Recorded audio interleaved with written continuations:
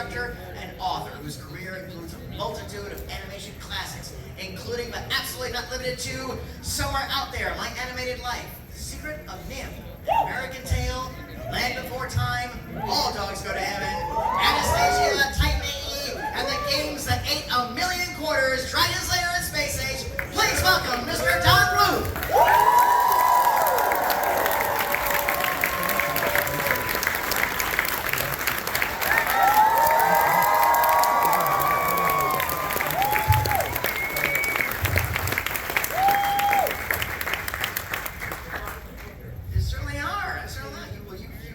Touch the hearts and minds of so many. They have minds. He said it, not me. All right, so You smell good too, so let's go. Don smells so good. Ooh, we're recording this, right? Awesome. Everyone, I'll be 86 next month. And I'm thinking of celebrating a little bit, like going somewhere, doing something exciting, something that I have never done before, and I can't figure out what that would be. I'm hoping so anyway. You know what, I think what it is that art is something. I took an art class when I was in high school, and it didn't teach me a thing.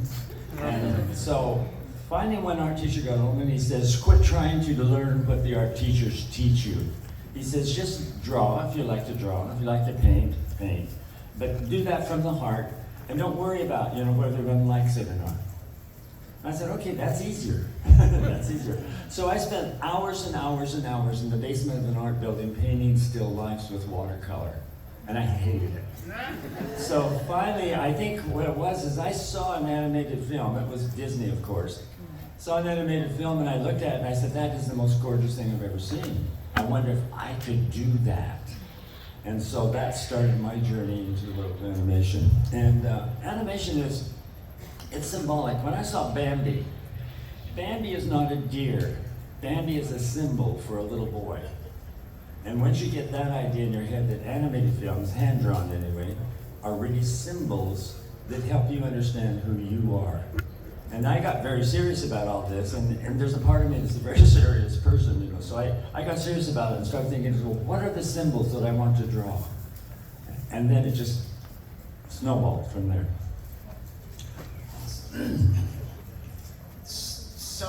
So many fine works, and it's impossible to go through them all, but I'd love to know this. What's your favorite sequence? Not necessarily a movie, but do you have a favorite sequence out of any of the projects that you worked on that you just thought that you oversaw your teams, just like, that just went better than I ever hoped it could be? Wow. That's like asking a parent which of his children he loves. So very good question. One of them. One of them. Don't pick a favorite. Pick one of the favorites. I think it would be in The Secret of NIMH. And I think what happened with Secret of NIMH is that as a director, I was in charge the whole time. After Secret of NIMH, there were many directors in charge of me. So, it got harder and harder to be honest, with what we were really feeling. In Secret of NIMH, we didn't know anything about what we were doing. We knew that we were going to make a film. We had to book Mrs. Frisbee and the Rats of NIMH, and we got together and wrote a script. We didn't even know how to write a script. Nobody knows how to do that, by the way, not even the ones that do it. So, anyway, we just wrote this script, and finally I got a book on how to. How to. And it said, if there's no conflict, there's no scene. So every scene has to have a conflict. And also, there's something going on. Let's see, this is an old idea, Have you ever heard of the term called the MacGuffin? Yeah. You know what a MacGuffin is? Yeah. It's really interesting. This is a way go back, but take the movie of Snow White and the Seven Dwarfs, okay? What's the MacGuffin? The apple. You'll never guess it. It's the mirror. Huh? What starts the story? The stupid queen walks up to the mirror and says, am I the most beautiful? The mirror says, no, you're not. There's a one better. So the mirror starts the whole action. That's the MacGuffin. It's very tactile. It's very, it's very visceral. It's something you feel. And that image that goes on a piece of paper, when you look at it and it's right, not just a mess, but it's right, You go, wow, wow, and you get a sensation and a feeling. I don't get that with 3D. And then when you flip pages and you make something act or animate, we call it, that's even greater. That's even greater. In fact, it becomes almost seductive, and you can't stop doing it. It's like bringing something to life. And when you see it in your head, I mean, that's visually first. You see it there, then you get it, you labor and labor and labor, finally you get it onto the paper. When you flip those drawings, not even photographed yet, you flip the drawings, you go, wow, and you keep flipping them, and you keep flipping them, and I can change something, and you keep fixing and fixing, and you don't sleep. You don't sleep. It's really strange. That's what art does to you. Your soul so much wants to express itself that it's anxious to do it. And I don't find that with 3D. And I'm very careful not to say, in fact, I don't think I should say that I hate 3D. I won't say that. But I just did. Anyway, I think what's so important, though, is that if you want to be an animator, or you want to be a dancer, or you want to be an actor, or anything, be prepared to work at it until you're the very best in the world. I have a story to tell you, and I think it's a good one. When I went to Filmation and went to work there, I had a boss there who liked it, and I don't smoke, but he came behind me and he would like to blow smoke over my shoulders under my drawing. And so I was trying to love him, and Don said, "You're not as good today as you were yesterday." I went, "How come?" Very cruel. So we got a book one time, and it said that everything you think will come to pass. So I said, here's what you do. Whatever you want to happen in your real life, this is hard to believe, but you say, I am rich. I am the best animator in the world. I am actually gorgeous. I am. And using the words I am, and you must look in the mirror while you say it. So I did it. I am rich, to which I wasn't. And he said, don't laugh. So I go into work, and there's Don Christensen. He comes up behind me one day, and he says, after 2 weeks of chanting in the mirror, I'm rich, he comes up to me and says, I'm going to give you a raise, $50 a week. And I said, good. Is that a coincidence? So I go back to the mirror again, and I said, I am richer. I am richer. Within 2 more weeks, he came in, and he gave me another raise. And I said, that can't be a coincidence. And then I kept doing it just to see where it would go. And then I got to the point where he said, we want you to do the Sabrina special or the Archie special for this week. We're going to give you the $50 raise. And then he said, Don, he said, I don't know what you're doing. He says, but you're now making as much money as I am, so stop it. I said, I'm not doing anything. You're the one offering. But I think to me, it illustrates a point is that whatever you've got in your head, your brain is very smart. And whatever you really, really, really want, well then suit up and get ready to work for it, because you can have it.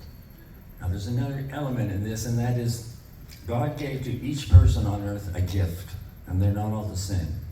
So you have to recognize the gift that's in you. Maybe you sing, maybe you dance, maybe you draw, maybe you paint. It could be anything. But find what that is. You'll be the best at it in the world.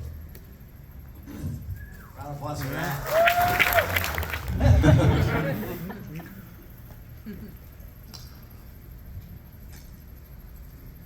I can't remember. It's from Carousel. It'll come to me in a minute. You'll never walk alone. That's it. You'll never walk alone. Can you recite it? When you walk through a storm, hold your head up high and don't be afraid of the dark. At the end of the storm, there's a golden sky with the sweet silver song of a lark. Great. Walk on through the wind. Come on over here. Come on up. Come on up.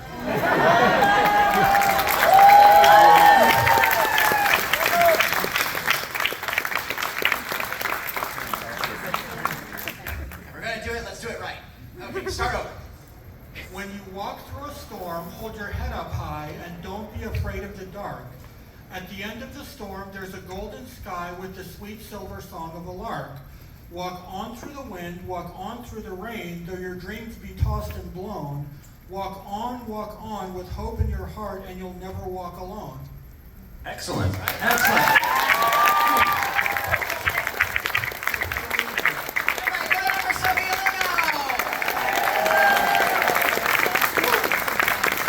So just to recap, it's walk on with hope in your heart. heart, and you'll never walk alone. And I know, because I've been there, I know what it feels like to labor at something, be frustrated with it, and feel like you're all alone and nobody's there to help you. I know what that feels like. But you have hope in your heart, it all works out. Disney films. There's two of them there. One of them there that I just love to death is Pinocchio. Because it's the story, it's a symbolic story of each of us living our life on earth, meeting all the temptations and finally being willing to sacrifice yourself for somebody else, for his father, goes into the whale, and then it costs him his life. And then along comes God in the image of the blue fairy, and comes in and touches him and says, "You've earned the right to be a real person now." So what Pinocchio is about is becoming real, not just a figure. So there's that one, and Bambi, of course. Oh, Bambi is gorgeous. There you go. Thank you. Hey, what's your name? My name's Corey, and just a quick question. I know you worked mostly at Disney, I think in the 70s, but I saw you were brought in from 55 to 57. Do you have any personal favorite memories of Walt Disney? I do. Yes. At noon, Disney Studio, I was working on Sleeping Beauty when we went there to actually be fully employed. I'd done several summer jobs at Disney prior to that, but I went back in '71 to just be employed. It was Sleeping Beauty. And I remember we were going there and we'd work on these very, very tight little pencil drawings, and at noontime we'd go out and play volleyball. A bunch of animators would. So as we played volleyball, you get all hot, all sweaty, your hands are trembling, you couldn't draw a drawing if you had to. And anyway, so one day we were going in. We had finished, it was time to go back to work and everything. We were going into the animation building, down to the basement where there were showers, and we would shower to go back to work. Well, I went running in, someone threw the ball to me, and I caught the ball, turned and ran and bumped into someone. And I went down, not him. I went down, and I looked up, and it was a scene right out of Bambi, where, remember the Bambi was looking up at the great stag, and everything? That was me, and I was looking up at Walt. Yeah. And I didn't know at first, but then I heard the voice, just like in Bambi. He says, "Young man, you will go further in life if you slow down." So then he went walking, he stepped over me. And went walking on by, and I looked and I saw who it was, and my heart just sank. I had planned my whole life of meeting this man, and that was not the plan. So, anyway, as he stepped over and wanted me down the shoulder, I got up and everything, and all the guys that had been playing volleyball with me all started laughing and said, "Boy, you're in for it. You're in for it." Now, the whole studio will know this. I was the mocking thing of the whole studio for a couple of weeks. But that was my first encounter with Walt. There you go. Great question. Thank you. The charm of that film is that the penguins, just like us, the stupid little penguin finds a little rock and gives it to the girl penguin and says, "Now we're engaged. Now we live for life together." Yes. See, so that's just like us, isn't it? And so there was something that I knew the audience, when they looked at the little Adele penguin, would say, "That's just like me." So it had a good story to begin with, but it had, we were moving back, and that's the moment when 20th Century Fox came to Gary Goldman, Jump Homer, and myself and said to them, "Why don't you start an animation studio at 20th Century Fox? We'll build it for you." So we left Ireland and moved to Los Angeles. Pebble, was a pebble in the tooth. There you go. Great question. Thank you. Hi. What's your name? Hi, I'm Catherine, and for my question, I recently graduated for simulation and game development with mostly 3D modeling and animation as well, and I've been having a rough time just finding a position anywhere because so many studios now require so many years of experience. What do you have to recommend for like portfolio things or things like that? I want you to watch this, okay? Anyone in the room who is looking for a job in animation, will you raise your hand? Oh, you're not animators. Are you dancers? What are you? Here's what I know. About right now we're in a really financial bad place in the United States, but also in Europe they're still doing a lot of hand-drawn animation. And I think this, they will hire you if you are good. And getting good means you can't be lazy. You have to work really hard, get to be very good at it, show some initiative, show that you believe in who you are and what you're able to do. When you can do that and you have a portfolio that shows that, you're a shoo-in. But most of the problem is maybe your mind can't recognize a good drawing when you see it. Maybe you don't know. So you need a teacher, somebody who can help you, get better. That will help you better. You know what? The world's your oyster. If you want to work in animation, if that's really what your heart wants, you can have it. I am the best animator in the world.